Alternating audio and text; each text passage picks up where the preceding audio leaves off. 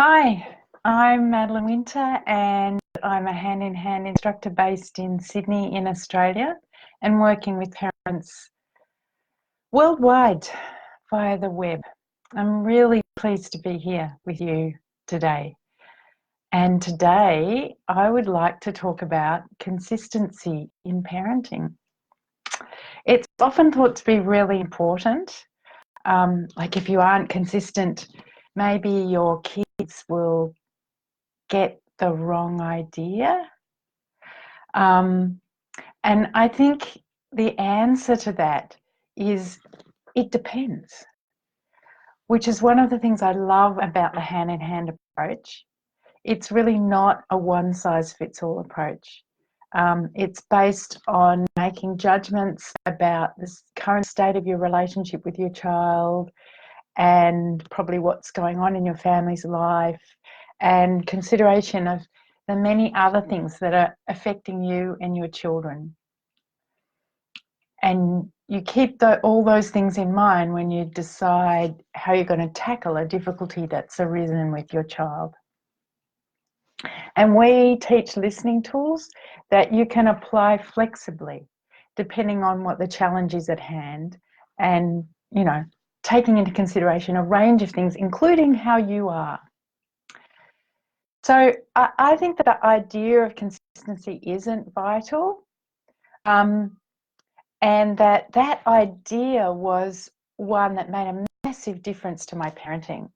It's an idea which Hand in Hand presented to me, and I was relieved of the burden of having to approach challenges of parenting in a rigid way and worrying about consistency, particularly when there were times when it just felt too hard. And it's easy to, if you're concerned with being consistent and you can't manage it, it's really easy to feel like you've failed. And I think parenting's hard enough without those kinds of pitfalls, really, that catch us out. In fact, I think worries about consistency are rooted in a not very accurate understanding of how humans work, and in particular of how humans learn. And I think one of the confusions that we struggle with is that we often feel that the reason our children can't do what's needed, they can't behave in a workable way, is because they either need more information or they don't understand the information that we've given them. And, consistency is kind of in the same camping ground as information. It's like we think we need to be consistent or our children will get the wrong information. We must always refuse sweets before dinner because if we don't, they won't understand that you can't live on sweets. We have to stick to nursing or breastfeeding at night because otherwise our child will never learn how to get through the night without waking. We can't help our child with the chores because they'll never learn that everyone has to do chores and they won't figure out how to do it on their own. And it's true, I think information is important. It's always worth checking whether someone's got the information that they need. But I really think information is overrated. To be honest, when things go wrong and we start to tell our children why they've gone wrong and what the problem is, we're most likely giving them a lecture they've already had before. They know this information. In fact, I think sometimes they're kind of turned off. They've heard it so many times they're not listening to us anymore. So, our kid can't stay in the car seat, but it isn't because he doesn't understand that it's necessary to stay there in order to be safe. Really, right at the moment, he doesn't care a stuff about that. He's just flooded with feelings because he's, say, just started childcare and he's in there all day and he can't stand to sit in one place any longer.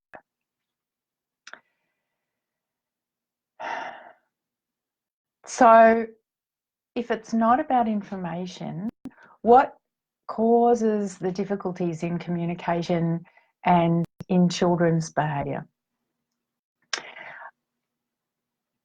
If someone's unable to cooperate, if they're unable to find a solution to a problem, it's often because their capacity to think has been impaired by feelings and emotional tension. And we can help our children with this when we bring enough connection to keep our relationship strong, enough limits to keep it on track, and we're prepared to listen to the upset that often follows limit setting. When we listen to the tears and the tantrums without harshness or judgment, it relieves the emotional tension our children are carrying. And we call this stay listening. And with enough of it, a young person will be able to find workable solutions and will be able to cooperate with others and learn and have fun. It actually, I think it works well to assume that cooperation is our neutral position as human beings, and that if people can't cooperate, something's getting in their way. Just as an aside, I recently heard a great talk by a teacher.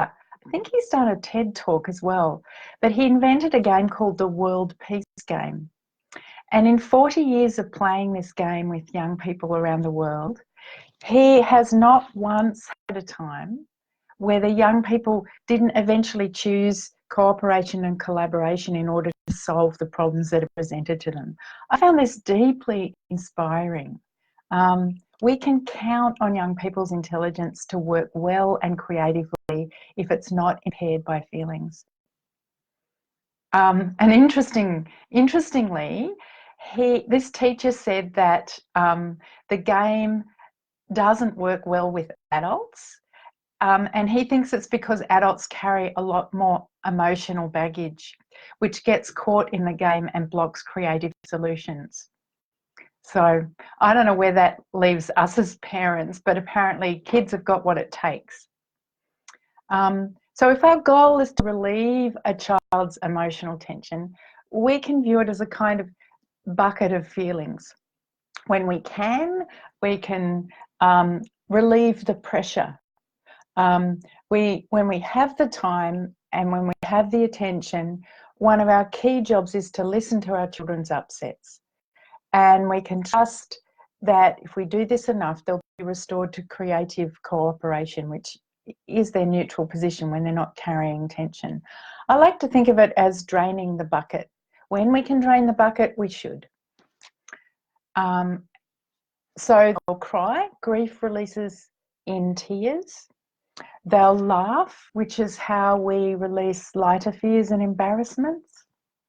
They'll tantrum to release frustration. And heavier fears release in storming, shaking and sweating.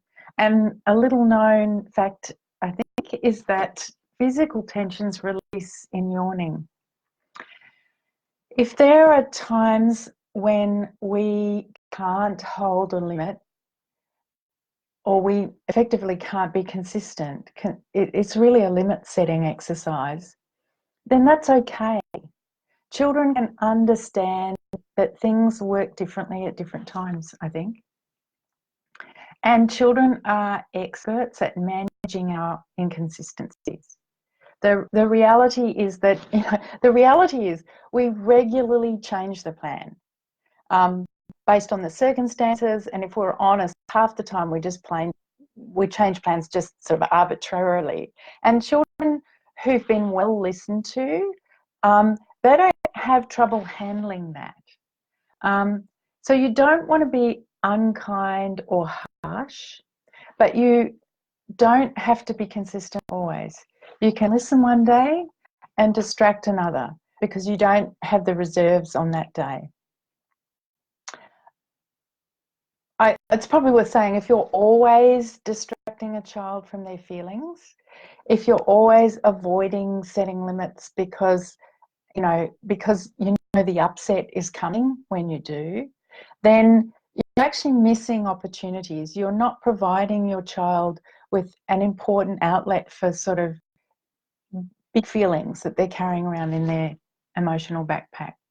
They're always looking for ways to offload those feelings, and limit setting is a way to do that. So we need to do that by bringing kind of a warm no, not a harsh no. I got raised with a harsh no, so I have to work on my warm no.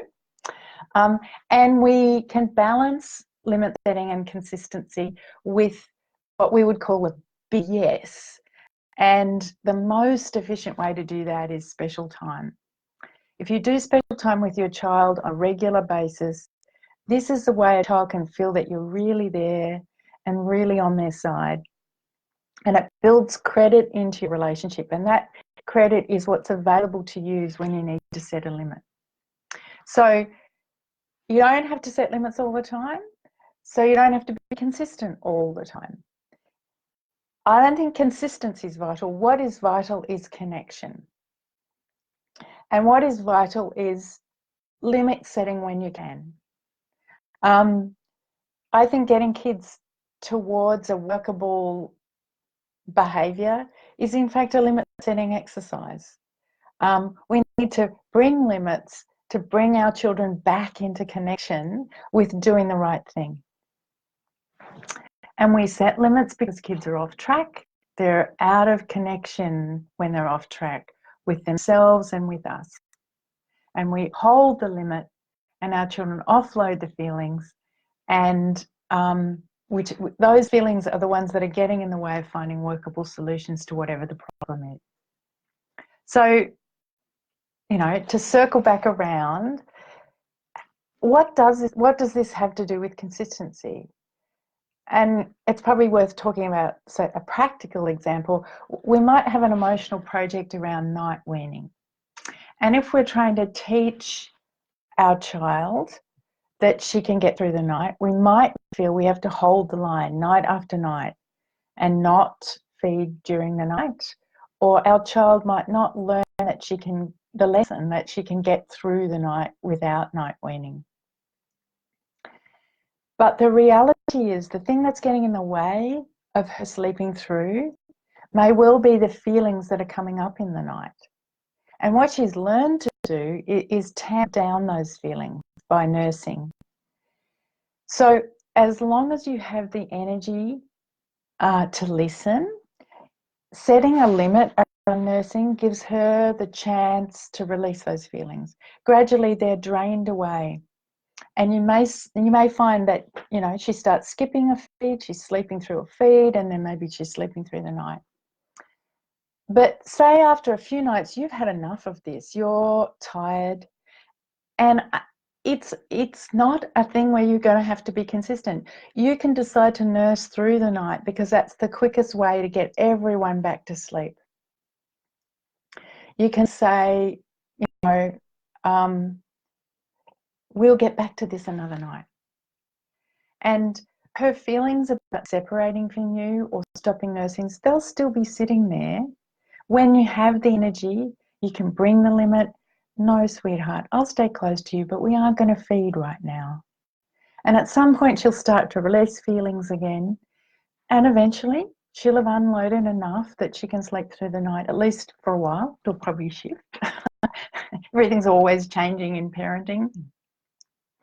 But the important thing is that she hasn't learned to sleep through the night. She's offloaded the feelings which were waking her. You've helped her over time, as you have the reserves, to get back to good functioning. You know, there are probably times where it's important to be consistent, and there are some children or circumstances where things will go better if you are consistent. But I don't think it has to be something we're really rigid about. I think a rigid notion that you must be consistent once you've decided on a certain direction is something that just makes parenting harder, not easier. I think you need to think about the emotional project at hand.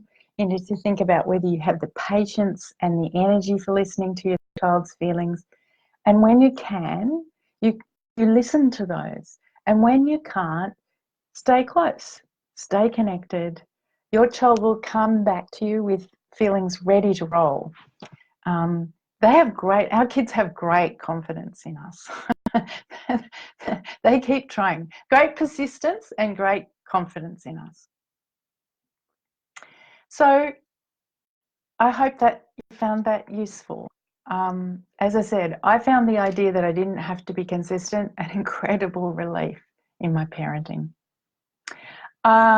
We hope you've enjoyed this summer series in the Parent Connect group. I've certainly really enjoyed doing it. I have another Facebook Live next week as part of this.